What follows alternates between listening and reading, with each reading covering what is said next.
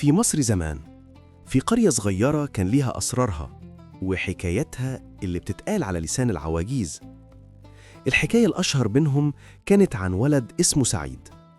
سعيد كان طفل شقي، ما بيسمعش الكلام أبداً.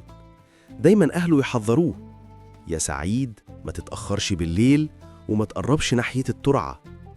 لكن سعيد زي العادة ما كانش بيهتم. وفي يوم وهو راجع من اللعب وقف قدام الترعة. المية كانت سودة وهادية بشكل يخوف. فجأة حاجة غريبة ظهرت قدامه، حاجة ملهاش ملامح واضحة. رجع سعيد البيت متأخر جدا ووشه شاحب وعينيه فاضية. ولما سألوه: كنت فين؟ شفت إيه؟ مردش. فضل ساكت كأنه فقد صوته. ومن بعدها بدأوا يلاحظوا تصرفاته الغريبة. في الفصل زمايله كانوا بيشوفوه يرسم رموز مش مفهومة على الورق، ويفضل سرحان بالساعات كأنه عايش في عالم تاني. ليلة من الليالي القرية كلها اتقلبت. سعيد اختفى.